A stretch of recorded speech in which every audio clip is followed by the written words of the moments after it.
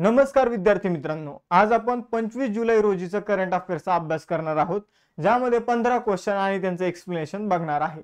जर तुम्हाला हे लेक्चर ही सिरीज आवडत असेल तर नक्की लेक्चरला लाईक करत चला, लेक्चरला जास्तीत जास्त मित्रांपर्यंत शेअर करत चला, चॅनलला सबस्क्राइब करा आणि ते बेल आयकॉन वर क्लिक करून ठेवा। म्हणजे सबस्क्राइब केलं आणि बेल आयकॉन वर क्लिक केलं की प्रत्येक लेक्चरचं नोटिफिकेशन तुम्हाला मिळत जाईल। सुरू करूया आजचं लेक्चर। बघा, आजच्या लेक्चरचा जो पहिला क्वेश्चन आहे तो आहे जुलै 2024 मध्ये सलग 7 वेळा अर्थसंकल्प सादर करणारी पहिली महिला अर्थमंत्री कोण बनलेली आहे? तर बघा मित्रांनो, याचं उत्तर असणार आहे निर्मला सीतारामन। तर निर्मला सीतारामन यांनी सलग 7 वेळा अर्थसंकल्प सादर केलेला आहे आणि असं करणारे त्या पहिल्या अर्थमंत्री ठरलेले आहे। पहिली महिलाच नव्हे तर पहिल्या अर्थमंत्री ठरलेले आहे, कारण यापूर्वीचा रेकॉर्ड जो आहे तो मोरारजी देसाई यांच्या नावावर होता। कोणाच्या? मोरारजी देसाई यांच्या नावावर यापूर्वीचा रेकॉर्ड होता।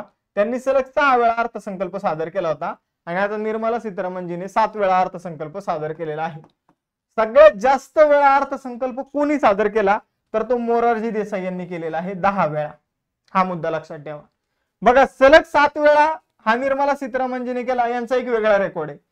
मोरारजी देसाई यांनी सलग 6 वेळा अर्थसंकल्प सादर केला होता, तो रेकॉर्ड आता मोडलेला आहे। पण एकूण सगळ्यात जास्त वेळा अर्थसंकल्प कोणी सादर केलेला आहे तर मोरारजी देसाई यांनी सलग 6 वेळा, आणि इतर वेळी आपण जर बघितलं 4 वेळा, असं 10 वेळा अर्थसंकल्प जो आहे तो त्यांनी सादर केलेला आहे। तर हे महत्वाचं आहे, आपल्याला परीक्षेमध्ये यावर क्वेश्चन येऊ शकतो। हा जो अर्थसंकल्प होता हा मोदी गव्हर्नमेंटचा 11वा अर्थसंकल्प होता आणि त्यांच्या 3ऱ्या टर्मचा पहिला अर्थसंकल्प होता। यावर जर डिटेल लेक्चर बघायचं असेल तर मी कालच यावर एक लेक्चर घेतलेलं आहे। जवळपास 5000 विद्यार्थ्यांनी ते लेक्चर बघितलेलं आहे। नक्की ते लेक्चर हे लेक्चर संपल्यानंतर बघा, 100% तुमचे 1 ते 2 मार्क फिक्स झाले म्हणून समजा। यानंतर पुढे जाऊया मित्रांनो। बघा, इथं जर आपण बघितलं तर दुसरा क्वेश्चन बघूया। सन 2024 साली आंतरराष्ट्रीय ऑलिम्पिक समितीद्वारे ऑलिम्पिक ऑर्डर हा पुरस्कार कोणाला प्रदान करण्यात येणार आहे किंवा कोणत्या दुसऱ्या भारतीय व्यक्तीला प्रदान करण्यात येणार आहे? तर बघा मित्रांनो, ऑलिम्पिक ऑर्डर हा जो पुरस्कार असतो, ऑलिम्पिकशी संबंधित जे काही खेळ आहे त्याबाबत जागृती करण्यासाठी जो व्यक्ती काम करतो त्याला हा पुरस्कार देण्यात येतो। मग पहिला पुरस्कार जो आहे तो इंदिरा गांधीजी यांना मिळाला होता। कोणाला मिळाला होता? इंदिरा गांधीजी यांना मिळाला होता। आणि हा दुसरा पुरस्कार जो आहे तो या वर्षी जुलै महिन्यामध्ये घोषित झालेला आहे अभिनव बिंद्रा यांना।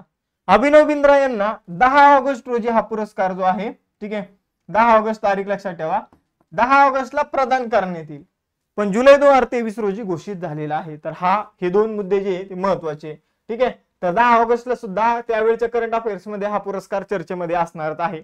ऑलिम्पिकचा सर्वात मोठा पुरस्कार आहे, ऑलिम्पिक संस्थेमार्फत जो पुरस्कार देण्यात येतो त्यापैकी सगळ्यात मोठा पुरस्कार आहे ऑलिम्पिक ऑर्डर, ठीक आहे। जे काही आंतरराष्ट्रीय ऑलिम्पिक समितीचं, जे काही इंटरनॅशनल ऑलिम्पिक कमिटीचं 142वा जे काही सत्र असेल, जो काही 16 असेल, त्यावेळी हा पुरस्कार जो आहे 10 ऑगस्टला प्रदान करण्यात येईल। बघा, 41 वर्षाचे आहे अभिनव बिंद्रा यांनी 2008 साली बीजिंग मध्ये जे ऑलिम्पिक झालं होतं त्यामध्ये गोल्ड मेडल मिळवलं होतं। 1983 साली ऑलिम्पिक ऑर्डर इंदिरा गांधीजींना मिळाला होता। यानंतर पुढे जाऊया। ऑलिम्पिक ऑर्डर जो आहे तर तो ऑलिम्पिक इंटरनॅशनल ऑलिम्पिक कमिटी मार्फत दिला जाणारा सर्वोच्च पुरस्कार आहे। हा पुरस्कार 1975 मध्ये सुरू झाला होता। यानंतर जर बघितलं तर आंतरराष्ट्रीय ऑलिम्पिक कमिटीची स्थापना 23 जून 1894 साली झाली होती। हिचं मुख्यालय जे आहे ते लुसाने स्वित्झर्लंड या ठिकाणी आहे आणि थॉमस बाच हे त्याचे अध्यक्ष आहे। यानंतर पुढे जाऊया। तिसरा क्वेश्चन, स्वीडिश टेनिस ओपन स्पर्धा जी आहे 2024 पुरुष विजेतेपद कोणी जिंकलेलं आहे?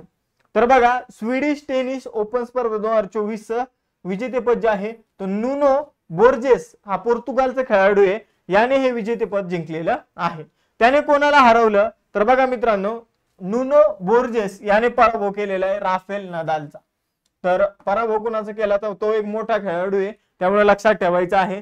यानंतर महिलांमध्ये ही स्पर्धा कोणी जिंकली तर स्वीडिश टेनिस स्पर्धा जी आहे महिलांमध्ये मार्टिना ट्रेव्हिसन यांनी ही स्पर्धा जी आहे ती जिंकलेली आहे। या इटलीच्या खेळाडू आहे। स्वीडिश ओपन स्पर्धा जी आहे तर तिची पुरुषांसाठी 76वी आवृत्ती आयोजित करण्यात आली होती आणि महिलांसाठी जी आवृत्ती होती 14वी, म्हणजे पुरुषांची स्पर्धा अगोदर सुरू करण्यात आलेली आहे। त्यानंतर जर बघितलं जुलै महिन्यामध्ये ही स्पर्धा आयोजित करण्यात आली होती, स्वीडन मध्ये ही स्पर्धा आयोजित केली गेली होती, ठीक आहे। आणि जे काही मातीचं मैदान असतं, क्ले कोर्ट जे असतं त्यावर ही स्पर्धा, लाल मातीवर ही स्पर्धा आयोजित करण्यात येते. हा एक मुद्दा महत्वाचा आहे. यानंतर चौथा क्वेश्चन, जुलै 2024 मध्ये स्मृती मानधनाला मागे टाकून महिला T20 आंतरराष्ट्रीय क्रिकेटमध्ये भारताची सर्वाधिक धावा करणारी खेळाडू कोण ठरली आहे? तर बघा, हरमनप्रीत कौर जी आहे तर हिने स्मृती मानधनाला मागे टाकून सगळ्यात जास्त धावा जे आहे ते T20 क्रिकेटमध्ये केलेला आहे आणि भारताची सगळ्यात जास्त T20 क्रिकेटमध्ये धावा करणारी खेळाडू बनलेली आहे. सध्या महिलांचा एशिया कप चालू आहे श्रीलंकामध्ये आणि त्यामध्ये हरमनप्रीत कौर हिने ही कामगिरी करून दाखवलेली आहे. तर आता सध्या जर बघितलं तर हरमनप्रीत कौरच्या 3415 धावा आहे. ठीक आहे, तिने स्मृती मानधनाला मागे टाकलेले आहे, पण स्मृती मानधनाच्या 138 सामन्यात 3378 धावा आहे आणि हरमनप्रीत कौरच्या 171 सामन्यामध्ये, म्हणजे हरमनप्रीत कौरने सामने जास्त घेतलेले आहे, स्मृती मानधनाने अगदी कमी सामन्यामध्ये सारखेच धावा केलेल्या आहे. या बाबतीत मिताली राज जी ती तिसऱ्या क्रमांकावर आहे, जी खेळाडू आता रिटायर झालेली आहे. यानंतर पाचवा क्वेश्चन, पंतप्रधान नरेंद्र मोदी यांनी ग्लोबल हेरिटेज कन्झर्वेशन साठी युनेस्कोच्या जागतिक वारसा केंद्रासाठी किती रक्कम देण्याची घोषित केली आहे? तर आपल्या स्ट्रेट फॉरवर्ड वर वन लाइनर क्वेश्चन येऊ शकतो. ग्लोबल हेरिटेज कन्झर्वेशन साठी, ठीक आहे, जागतिक वारसा केंद्रासाठी पंतप्रधान नरेंद्र मोदी यांनी $10 लाख एवढी रक्कम जी आहे ती घोषित करण्यात आलेली आहे. तर ग्लोबल हेरिटेज कन्झर्वेशन म्हणजे काय? तर ज्या काही ऐतिहासिक वास्तू आहे तर त्यांच्या संवर्धनासाठी मोदीजी यांनी $10 लाख एवढी रक्कम देण्याची घोषणा जी आहे ती केलेली आहे. हे आपल्याला लक्षात ठेवायचंय. आता ही जी रक्कम आहे ही देणं योग्य आहे की अयोग्य आहे हे तुम्ही मला कमेंट बॉक्स मध्ये सांगा. यावर तुमचं जे मत आहे ते व्यक्त व्हा. कारण जे मुलं राज्यसेवा 2025 साठी तयारी करत आहे तर त्यांनी आता एक्सप्रेस होणं गरजेचं आहे, व्यक्त होणं गरजेचं आहे आणि निश्चितच तुमचं मत काय हे कमेंट बॉक्स मध्ये सांगायला विसरू नका. त्यानंतर युनेस्को नावाची जी संस्था आहे, संयुक्त राष्ट्र शैक्षणिक, वैज्ञानिक, सांस्कृतिक संघटना, ही काय करत असते तर वर्ल्ड हेरिटेज साईटचा दर्जा जो आहे तो देत असते. मग हिने अलीकडे कोणत्या भारतातील ठिकाणांना वर्ल्ड हेरिटेज साईटचा दर्जा दिलेला आहे हा तुमचा आजचा होमवर्क आहे. ठीक आहे, तर वर्ल्ड हेरिटेज साईट लेटेस्ट कोणत्या होत्या, कारण यावर UPSC मध्ये क्वेश्चन जो आहे तो अलीकडे विचारण्यात आलेला आहे. तर 16 नोव्हेंबर 1945 साली युनेस्कोची स्थापना करण्यात आली. मुख्यालय आहे पॅरिस, फ्रान्स मध्ये आहे. त्याचबरोबर जर बघितलं ऑड्रे ओझोला हे याचे महासंचालक आहे. त्यानंतर इंटरनॅशनल फायनान्स कॉर्पोरेशनने कोणाच्या सहकार्याने जगातील पहिला जैवविविधता बॉन्ड, बायोडायव्हर्सिटी बॉन्ड जो आहे तो जारी केलेला आहे. बायोडायव्हर्सिटी बॉन्ड काय आहे तर आपण हा बायोडायव्हर्सिटी बॉन्ड हा एक बॉन्ड काय आहे तर पीस ऑफ पेपर आहे, म्हणजे एक पेपर आहे ज्याच्यावर लिहिलेले आहे बायोडायव्हर्सिटी बॉन्ड. ठीक आहे, आणि खाली हा जर बॉन्ड तुम्ही आता 1 वर्षासाठी घेतला, समजा 100 रुपयात घेतला तर तुम्हाला त्या बदले आम्ही 110 रुपये देऊ 1 वर्षानंतर. तर अशा प्रकारचा हा एक पेपर असतो, मग तो आपण विकत घ्यायचा. मग बायोडायव्हर्सिटी बॉन्ड याला का म्हटलं जाईल तर याच्यातून जो पैसा निर्माण होईल तो जो पैसा आहे तो जैवविविधतेचे संरक्षण करण्यासाठी वापरला जाईल, म्हणूनच याला बायोडायव्हर्सिटी बॉन्ड म्हणायचं. मग आता हा जो बायोडायव्हर्सिटी बॉन्ड आहे इंटरनॅशनल फायनान्स कॉर्पोरेशनने कोणाच्या मदतीने हा जाहीर केला तर BBVA कोलंबियाच्या मदतीने जाहीर केला. BBVA कोलंबिया काय आहे तर बँको बिल्बाओ विझकाया अर्जेंटिना असं BBVA चा अर्थ आहे. ठीक आहे, BBVA कोलंबिया आणि आंतरराष्ट्रीय वित्त निगम इंटरनॅशनल फायनान्स कॉर्पोरेशन यांनी मिळून हा बॉन्ड जाहीर केलेला आहे आणि यांना या बॉन्डच्या माध्यमातून जवळपास 70 दशलक्ष $US जे आहे ते जमा करायचे आहे. आणि ते कोणाकडून जमा करायचे तर लोकांकडून. आंतरराष्ट्रीय वित्त निगम म्हणजे इंटरनॅशनल फायनान्स कॉर्पोरेशन जे आहे तर याची स्थापना 20 जुलै 1956 साली करण्यात आली होती. वॉशिंग्टन DC या ठिकाणी याचं मुख्यालय आहे. व्यवस्थापकीय संचालक आहे मख्तर डिओप. आणि आपण जर बघितलं तर जागतिक बँक गटाचे जे काही सदस्यत्व या IFC कडे आहे. ठीक आहे, तर IFC हा जागतिक बँकेचा एक सदस्य आहे, एवढं आपल्याला लक्षात ठेवायचं. त्यानंतर मोस्ट इम्पॉर्टंट क्वेश्चन इथं, बांधकाम कामगारांना तात्पुरत्या घराची सुविधा देण्यासाठी कोणत्या राज्याने श्रमिक बसेरा योजना सुरू केलेली आहे? तर बघा मित्रांनो, श्रमिक बसेरा योजना सुरू करणारं राज्य आहे गुजरात. तर गुजरातने तात्पुरतं म्हणजे अगदी एकदम कमी पैशामध्ये रेंटने जे काही बांधकाम कामगार असतात त्यांना घरं देणं सुरू केलेलं आहे. तर इथं बघा त्यासाठी गुजरात सरकारने श्रमिक बसेरा योजना जी आहे ती सुरू केलेली आहे. तर हे आपल्याला लक्षात ठेवायचं, गुजरात लक्षात ठेवायचं. आता इथं बघा 5 रुपये प्रति दिवस याप्रमाणे रेंट असणार आहे, म्हणजे एकदम माफक शुल्क असणार आहे. मग इथं जर बघितलं तर यासाठी गुजरात सरकार 1,500 कोटी रुपयांचा खर्च करणार आहे. ठीक आहे, आणि जवळपास 15,000हून अधिक कामगारांना याचा लाभ होणार आहे. यानंतर गुजरातची स्थापना 1 मे 1960 रोजी झाली. गांधीनगर ही याची राजधानी आहे. भूपेंद्र पटेल मुख्यमंत्री आणि आचार्य देवव्रत जे आहे तर ते राज्यपाल आहे. यानंतर पुढे जाऊया. राष्ट्रीय प्रसारण दिन 2024 रोजी कधी सेलिब्रेट करण्यात आला? तर राष्ट्रीय प्रसारण दिन मित्रांनो, पर्याय क्रमांक 1 उत्तर असेल 23 जुलै रोजी सेलिब्रेट करण्यात आला. 23 जुलै रोजी का? तर 23 जुलै 1927 रोजी इंडियन ब्रॉडकास्टिंग कंपनीने बॉम्बे स्टेशन वरून रेडिओचं प्रसारण सुरू केलं होतं. तर आपल्या भारतामध्ये रेडिओचं प्रसारण कधी सुरू झालं होतं? 23 जुलै 1927 रोजी. त्यामुळे 23 जुलै या दिवसाला राष्ट्रीय प्रसारण दिन म्हणून सेलिब्रेट करण्यात येतं. त्यानंतर बघा मित्रांनो, सानिया मिर्झा, मेरी कोम आणि रणविजय सिंग यांचा डायडॅशचे ब्रँड अँबॅसिडर म्हणून यांना घोषित करण्यात आलेले. तर प्ले स्पोर्ट नावाच्या संघटनेचं ब्रँड अँबॅसिडर म्हणून सानिया मिर्झा, मेरी कोम आणि रणविजय सिंग यांना घोषित करण्यात आलेलं आहे. हे आपल्याला लक्षात ठेवायचं. त्याचबरोबर मित्रांनो, जर तुम्ही कंबाईन राज्यसेवेची तयारी करत असाल तर अत्यंत कमी फीज मध्ये आपण बॅचेस घेऊन आलेलो आहोत. जसे की राज्यसेवा विजयश्री बॅच 999 ची फी आहे, पण 500 रुपये डिस्काउंटचं कुपन आम्ही तुम्हाला दिलेलं आहे. ते अप्लाय करा आणि लवकरात लवकर ऍडमिशन घ्या, कारण ऍडमिशन ऑलमोस्ट फुल झालेले आहे. जर काही अडचण येत असेल तर खालील नंबरवर कॉल करा. त्याचबरोबर बघा मित्रांनो, 499 रुपयामध्ये कंबाईनची रिव्हिजन बॅच आपण सुरू करत आहोत. 1 ऑगस्ट ते 31 ऑगस्ट या दरम्यान लाईव्ह लेक्चर होतील. ठीक आहे, current affairs, maths and reasoning recorded तुम्हाला दिल्या जाईल. आणि ही जी बॅच आहे हिची ऍडमिशन 27 जुलै रोजी सुरू होतील. आणि इथं बघा मित्रांनो, 1 ऑगस्ट पासून तुमचं पूर्ण सिलेबस जो आहे तो कंबाईनचा कव्हर केला जाईल. अशी फक्त 500 रुपयाची बॅच आहे. त्यानंतर चालू घडामोडीची इयरबुक आहे फक्त 99 रुपयामध्ये. ठीक आहे, अजून लेक्चर संपलेलं नाही, अजून काही क्वेश्चन जे आहे ते आपले बाकी आहे. जस्ट मी तुम्हाला एक कमी फीज मध्ये दर्जेदार मटेरियल तुम्हाला कुठं मिळेल तर त्याबाबत माहिती देतोय. बघा, राज्यसेवेची फाउंडेशन बॅच आपण सुरू केलेली आहे, ज्यामध्ये एनसीआरटी जे आहे ते रेकॉर्डेड फॉर्म मध्ये देणं आपलं सुरू आहे.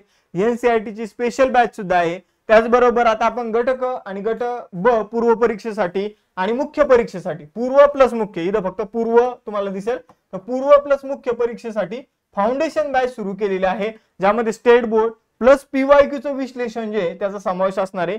ही बॅच सुद्धा 1 ऑगस्ट पासून हिचे ऍडमिशन सुरू होणार आहे. हे सगळ्या बॅचेस तुम्हाला अभ्यास मित्राच्या ऍप्लिकेशन मध्ये बघायला मिळेल. त्याचबरोबर अभ्यास मित्राचं जे काही टेलिग्राम चॅनल आहे ते जॉईन करून ठेवा, कारण दररोज लेक्चरचं नोटिफिकेशन तुम्हाला यावर पण मिळेल आणि इंस्टाच्या पेजवर अभ्यास विषयक रील्स मिळतील. आता या व्यतिरिक्त या सगळ्या बॅचेसची लिंक जी आहे ती डिस्क्रिप्शन बॉक्स मध्ये दिलेली आहे. आणि त्याचबरोबर कंबाईन प्रतिज्ञा नावाची जी बॅच आहे 1 महिन्याची कंबाईनची रिव्हिजन बॅच आहे, तिचा व्हॉट्सअपचा ग्रुप बनवलेला आहे, त्याची लिंक डिस्क्रिप्शन बॉक्स मध्ये दिलेली आहे. जर जॉईन करायची असेल तर व्हॉट्सअपचा ग्रुप जॉईन करून ठेवा.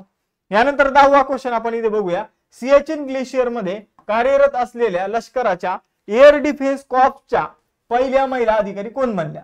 तर सियाचीन ग्लेशियर इथे कार्यरत असलेल्या लष्कराची एअर डिफेन्स कॉर्प्सच्या पहिल्या महिला अधिकारी बनलेल्या आहे सुप्रिया सी.टी. हे यांचं नाव आहे. ठीक आहे, तर सियाचीन ग्लेशियरच्या तिथं आपण जर बघितलं तर सुप्रिया सी.टी. कार्यरत आहे. ग्लेशियर म्हणजे मित्रांनो एक हिमनदी. ठीक आहे, तर सियाचीन ही एका प्रकारची काय आहे? हिमनदी आहे. यानंतर पुढे जाऊया. 11वा क्वेश्चन. युनेस्कोच्या जागतिक वारसा स्थळांची यादीत कोणत्या राज्याच्या चराई देवी मैदानचा समावेश करण्यात आलेला आहे? तर बघा मित्रांनो, युनेस्कोच्या जागतिक वारसा स्थळांच्या यादीत चराई देवी मैदान जे आहे तर ते आसाम मधील आहे. ठीक आहे, आसाम मधील आहे, हे आपल्याला लक्षात ठेवायचं आहे. आपण जर बघितलं जागतिक वारसा स्थळांच्या यादीत याला नामांकन मिळालेलं आहे. आणि इथे एक गोष्ट लक्षात ठेवा, ही जी आहे ही ओहम साम्राज्य होतं आसाम मधलं. तर आसामचे जे काही राजे होते किंवा तिथले जे काही श्रीमंत लोक होते त्यांची ही दफनभूमी आहे. ठीक आहे, हे काय आहे तर एक दफनभूमी आहे. हा मुद्दा लक्षात ठेवा. नाव काय आहे? चराई देवी मैदान. आसाम विषय जाणून घेऊया. 26 जानेवारी 1950 ला स्थापना, दिसपूर राजधानी, हेमंत बिस्वा शर्मा मुख्यमंत्री आणि गुलाबचंद कटारिया हे राज्यपाल आहे. त्यानंतर 12वा क्वेश्चन. जुलै 2024 मध्ये शिक्षण सप्ताह कधी आणि किती दिवसांपासून साजरा करण्यात येत आहे? तर कोणत्या तारखेदरम्यान हा शिक्षण सप्ताह सेलिब्रेट केला जातोय? तर बघा 22 जुलै ते 28 जुलै या दरम्यान शिक्षण सप्ताह जो आहे तो सेलिब्रेट करण्यात येतोय. का सेलिब्रेट करण्यात येतोय? तर न्यू एज्युकेशन पॉलिसी जी आहे तर त्याचा 4था वर्धापन दिन होता. त्यानिमित्ताने हा शिक्षण सप्ताह जो आहे 22 जुलै ते 28 जुलै या दरम्यान सेलिब्रेट केला जात आहे. त्यानंतर कोणत्या आंतरराष्ट्रीय संस्थेने पॅलेस्टिनी क्षेत्रावर इस्रायलचा जो कब्जा आहे तो बेकायदेशीर घोषित केलेला आहे? तर आंतरराष्ट्रीय न्यायालय जे आहे ICJ याने जो काही इस्रायलने पॅलेस्टाईनच्या भागावर जो काही कब्जा केलेला आहे तो बेकायदेशीर घोषित केलेला आहे.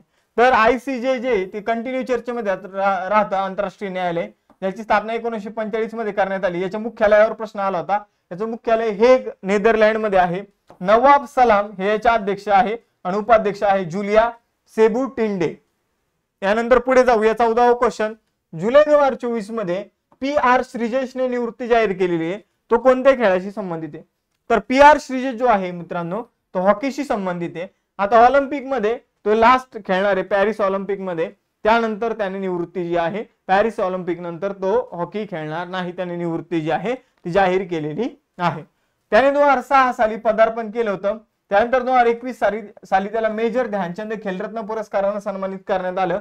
त्यानंतर 2021-2022 मध्ये त्याला बेस्ट गोलकीपर ऑफ द इयरचा पुरस्कार जो आहे तो मिळालेला आहे.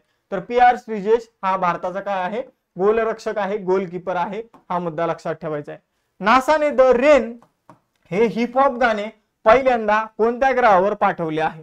तर नासा बघा हिप हॉप एक गाणं आहे, हिप हॉप प्रकारचं एक गाणं आहे ज्याचं नाव आहे द रेन. तर द रेन गाणं जे आहे ते व्हीनस म्हणजे शुक्र ग्रहावर पाठवण्याचा निर्णय जो आहे तो नासाने घेतलेला आहे. तर इटली बघा नासाने मिसी इलियटचं हे गाणं आहे जे 1997 ला प्रसिद्ध झालं होतं. द रेन याचं नाव आहे. तर याला कुठं पाठवणार आहे? तर याला पाठवणार आहे शुक्रावर. डीप स्पेस नेटवर्कचा वापर करून हे गाणं जे आहे तर ते शुक्रावर पाठवलं जाणार आहे. तर एवढं आपल्याला इन्फॉर्मेशन लक्षात ठेवा. थांबूया मित्रांनो आपण इथं. लेक्चर आवडला असेल तर लाईक करा, शेअर करा आणि चॅनलला सबस्क्राईब करायला विसरू नका. थांबूया इथं. भेटूया नेक्स्ट सेशन मध्ये. चलो बाय बाय एव्हरीवन. जय हिंद.